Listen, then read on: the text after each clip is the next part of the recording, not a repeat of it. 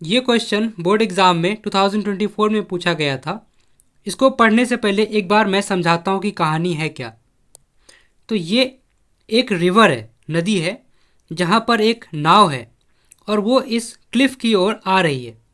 और इस क्लिफ के टॉप पे, है ना, एक आदमी बैठा हुआ है, इस पे चढ़ा हुआ है और वो यहाँ से इस नाव को, इस बोट को देख रहा है, ऑब्जर्व कर रहा है इधर आते हुए इसकी तरफ, है ना, इस क्लिफ की तरफ।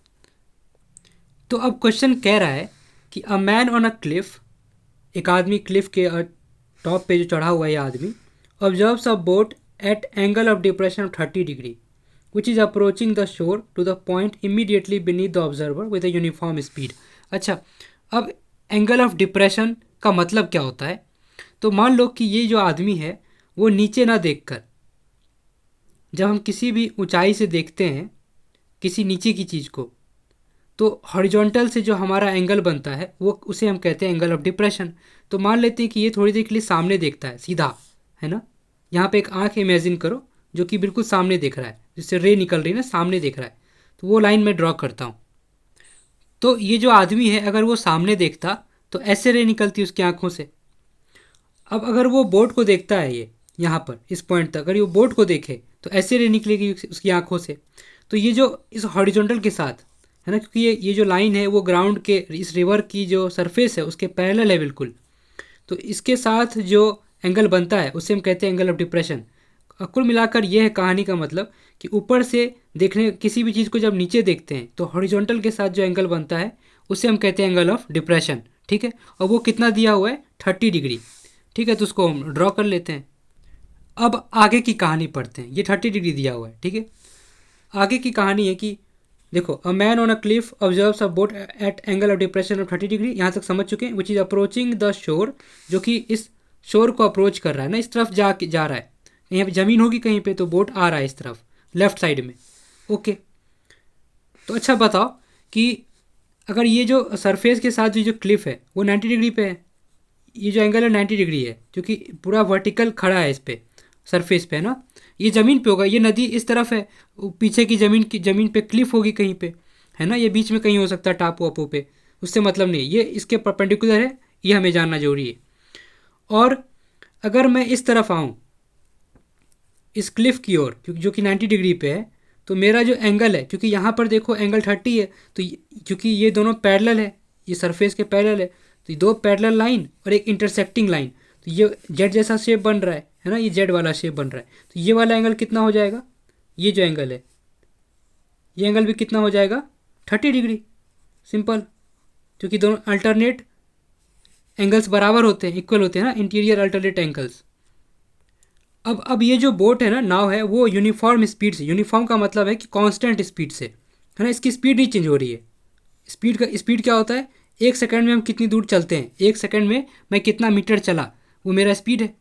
तो ये 1 मीटर में मान लो अगर एक्स मीटर चलता है, एक सेकंड में मान लो एक्स मीटर चलता है, या 5 मीटर चलता है, एक हर सेकंड में 5 मीटर आगे बढ़ता है, तो वो आगे भी हर सेकंड में 5 मीटर बढ़ा, फिर एक सेकंड में 5 मीटर बढ़ा, तो कांस्टेंट है, चेंज नहीं हो रही इसकी स्पीड कि एक सेकंड में 5 मीटर बढ़े फिर एक सेकंड में 10 मीटर बढ़ गए, ऐसा नहीं हो रहा है ना। स्पीड बिल्कुल कांस्टेंट है, हर सेकंड में बराबर मीटर बढ़ रहा है ना। एक सेकंड में एक्स मीटर बढ़ा, फिर एक सेकंड में एक्स मीटर बढ़ा, ऐसे चल रहा है। तो ये यहाँ पे चला आया। अगर ये आदमी अब इस पॉइंट को देखता है तो मान लो ये जो एंगल बनेगा वो ज़्यादा होगा इससे कि कम होगा, ये कैसे जानोगे? तो तुम देखो कि ये 90 डिग्री की तरफ आ रहे हैं हम, तो एंगल हमारा बढ़ना चाहिए, क्योंकि अगर मेरा 30 है, 30 से फिर 50 होगा, 60 होगा, 65 होगा, फिर एंगल मेरा 70 होगा, तभी तो ऐसे ऐसे करके 90 तक पहुँचोगे। अगर एंगल कम होता तो 90 थोड़ी हम पहुँच बन पाते, क्योंकि ये एक लाइन, एक समय आएगा जब आदमी बिल्कुल इसका फुट देखेगा, क्लिफ के फुट को देखेगा, नीचे देखेगा बिल्कुल अपने, है ना। तो बिल्कुल परपेंडिकुलर है, 90 डिग्री देखेगा, उसको तो 90 डिग्री मिलेगा। यहाँ पे देख रहा है 30 डिग्री मिल रहा है, तो यहाँ पे देखिएगा 90 डिग्री मिलेगा, इसका मतलब एंगल आगे बढ़ने पर लेफ्ट में बढ़ेगा, है ना। और उधर जाओगे, राइट में जाओगे तो एंगल कम होगा। जैसे इसके अगर बोट यहाँ इधर आ जाए, इधर देखेंगे तो 20 डिग्री एंगल हो जाएगा, घट जाएगा। ठीक है, तो अब क्वेश्चन को पढ़ो। A man on a cliff observes a boat at angle of depress 30 degree which is approaching the shore to the point immediately beneath the observer with a uniform speed. यहाँ तक समझ चुके हैं।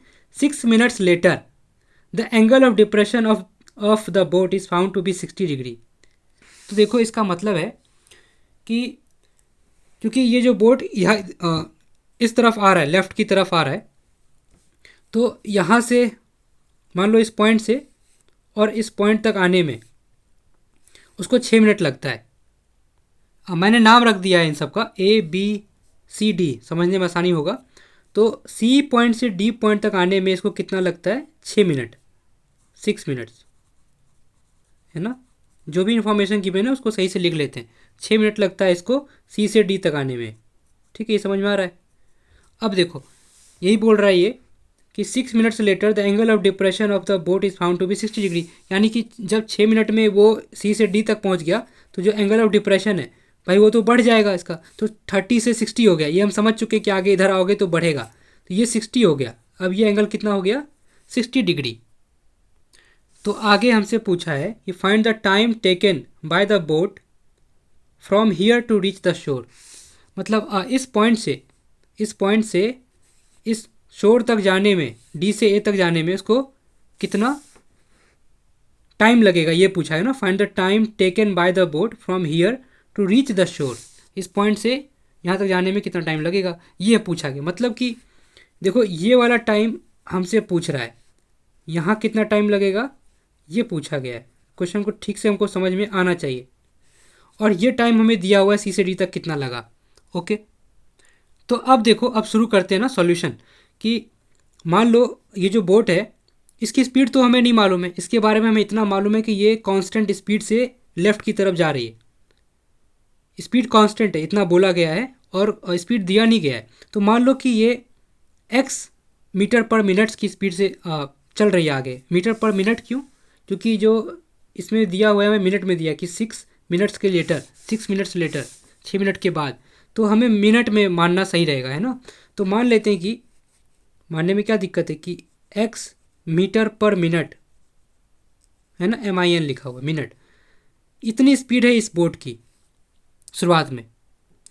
और क्वेश्चन ने कहा है कि स्पीड कांस्टेंट है, मतलब 1 मिनट में अगर ये x मीटर आगे बढ़ती है, यहाँ पर बढ़ रही है, ये हर मिनट में x मीटर बढ़ रही है, तो मतलब हुआ स्पीड का हर 1 मिनट में x मीटर आगे बढ़ी। तो यहाँ भी स्पीड वही रहेगी क्योंकि यूनिफॉर्म स्पीड बोला है, कांस्टेंट बोला है। तो इतना यहाँ भी स्पीड कितनी होगी? x metre per minute. यहाँ भी वो 1 मिनट में x मीटर ही आगे बढ़ेगी, ऐसे ऐसे बढ़ रही है, हर मिनट में x मीटर बढ़ जा रही है। लेकिन x क्या है ये हमें नहीं पता, 5 हो सकता है, 10 हो सकता है, 1 मिनट में 10 मीटर बढ़ गई, हमें नहीं पता x के बारे में कुछ। हमें इतना पता है कि C से D तक आने में इसको 6 मिनट लगा। समझ रहे हो?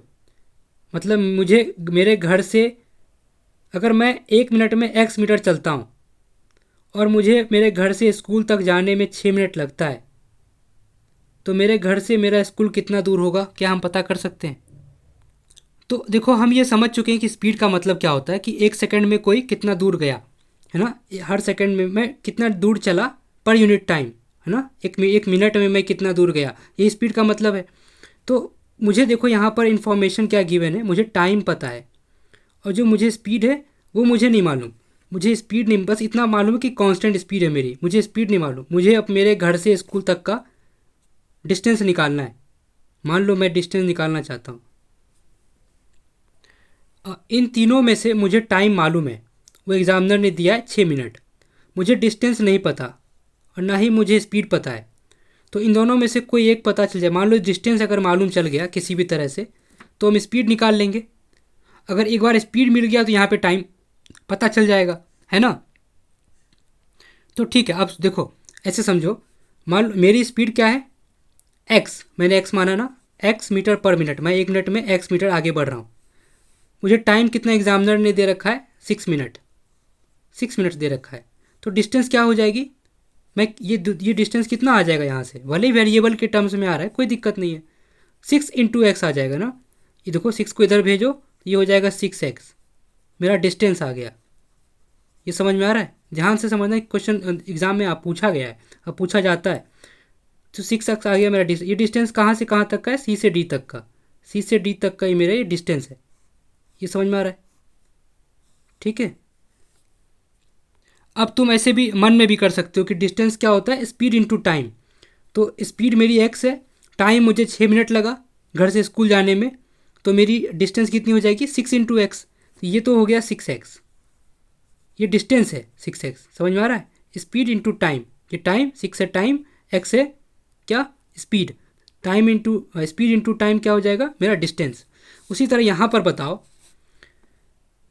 कि मैं डिस्टेंस कितना लिखूँ, ए से डी तक का मेरा डिस्टेंस कितना होगा, डी से ए तक का डिस्टेंस क्या होगा मेरा, स्पीड इंटू टाइम। स्पीड मेरी क्या है x, क्योंकि कांस्टेंट है, यहाँ भी x ही स्पीड है, और स्पीड इंटू टाइम, टाइम मेरा क्या है, टाइम मुझे नहीं मालूम, मान लो t, टाइम अगर t है तो t इंटू एक्स हो जाएगा ना भाई।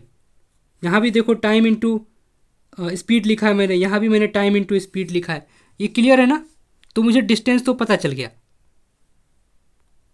तो अब मान लो कि क्लिफ की जो हाइट है ना वो h है, तो क्या मैं 1060 और 1030 लगा सकता हूँ इस ट्रायंगल में, इन दोनों ट्रायंगल में? वहाँ से फ़ायदा क्या होगा, तो अभी देखो मैं बताता हूँ क्या फ़ायदा होगा।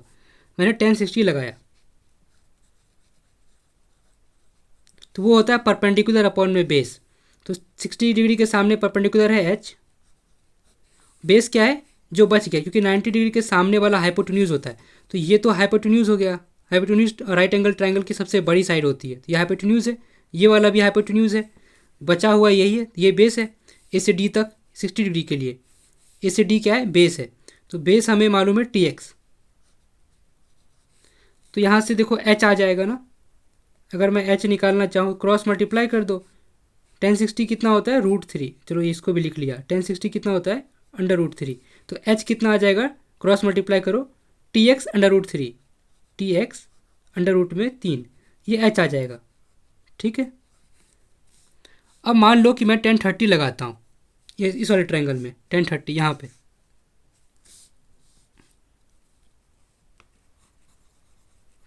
डिग्री, तो वो क्या होता है परपेंडिकुलर अपॉन में बेस। 30 डिग्री के सामने देखो परपेंडिकुलर क्या है, ये h है ना, 30 डिग्री के सामने जो परपेंडिकुलर है वो h है, क्लिफ की हाइट, और बेस क्या है a से c तक, क्योंकि 30 देखो इसके साथ बिल जुड़ा हुआ है, तो ये पूरा बेस हो गया ये वाला, तो a से c तक ये पूरा बेस हो गया। तो अरे यार, परपेंडिकुलर अपॉन में बेस, बेस पूरा हो जाएगा भाई, a से c तक लोगे तो TX प्लस CX हो जाएगा, 6x हो जाएगा, सॉरी TX में 6x ऐड करना पड़ेगा, तो ये हो गया TX प्लस में 6x। देखो मुझे पता नहीं कि समझ में आ रहा है कि नहीं, मैं कोशिश तो पूरा कर रहा हूँ कि इसको समझा पाऊँ। तो बताओ 1030 डिग्री कितना होता है, 1 में √3, सही है। तो यहाँ से h कितना आ जाएगा, TX प्लस 6x, और नीचे में √3 लिखा ही हुआ है, क्रॉस मल्टीप्लाई कर दिया ना भाई, ये वाला जो पूरा तमाशा है ये ऊपर चला गया, तो अपॉन में √3, ठीक है। तो यहाँ से h आ गया, ये इक्वेशन 2 मान लो। तो देखो दोनों हाइट तो क्लिफ की भाई सेम ही रहेगी, पत्थर है, पत्थर थोड़ी बड़ा छोटा होता है, तो हाइट तो सेम ही रहेगा, चाहे इस वाले एंगल से निकालो या इस वाले एंगल से निकालो, हाइट तो सेम ही रहेगा।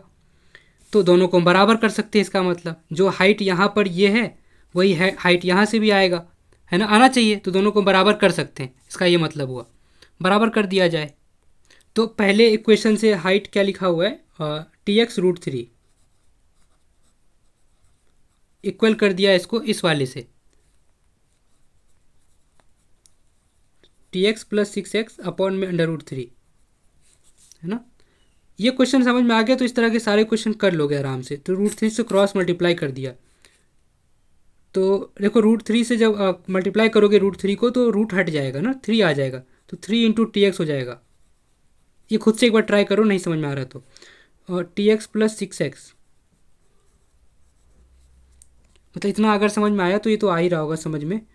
3TX में से TX चला गया, इसको इधर ले आओ, तो 3 आम में से एक आम चला गया तो 2 आम बचे, 2TX, यहाँ है 6x, देखो x से x तो चला गया ना भाई, काट सकते हो, x है क्या, क्योंकि दोनों तरफ किससे काट सकते हो, कैसे काट सकते हैं हम, ऐसे भी देखो मैथ्स में ना हमें हर चीज़ काटने से पहले भी ध्यान रखना होता है कि काटा जा सकता है कि नहीं।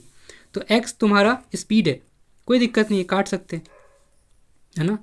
और स्पीड 0 तो है नहीं, क्योंकि कुछ ना कुछ स्पीड है, क्योंकि 6 मिनट में 0 से अगर दोनों तरफ 0 होता मान लो, जीरो से हम किसी नंबर को डिवाइड नहीं कर सकते, तो वो जीरो वीरो तो है, एक्स है नहीं, तो कोई दिक्कत नहीं कैंसिल करने में, हमें कैंसिल कर सकते हैं इसको, आंख बंद करके कैंसिल कर दिया। तो यहाँ से टी निकाल लो, तो 6/2 है ना, तो 3 आ जाएगा। 3 यूनिट क्या लिखूँ बताओ। तो जो यूनिट यहाँ पर एक्स की यूनिट है मीटर पर मिनट, टाइम यहाँ पर एग्जामिनर ने 6 मिनट्स दिया हुआ था, मिनट में दिया है ना, तो ये मिनट हो जाएगी यूनिट, 3 मिनट्स है ना, तो 3 मिनट लगेगा। अब इसका जो भावार्थ है, मतलब क्या है कि डी से ए तक जाने में ये जो टाइम है ना, ये कहाँ से डी से ए तक, डी से ए जाने में ये टाइम है 3 मिनट, तो 3 मिनट में डी से ए तक स्टोर तक पहुँच जाएगा। 6 मिनट लगा इसको यहाँ तक पहुँचने में इतनी स्पीड से, और उसी स्पीड से इसको डी से ए तक जाने में लगा 3 मिनट, मतलब ये डिस्टेंस कम है, ये डिस्टेंस ज़्यादा है। ठीक,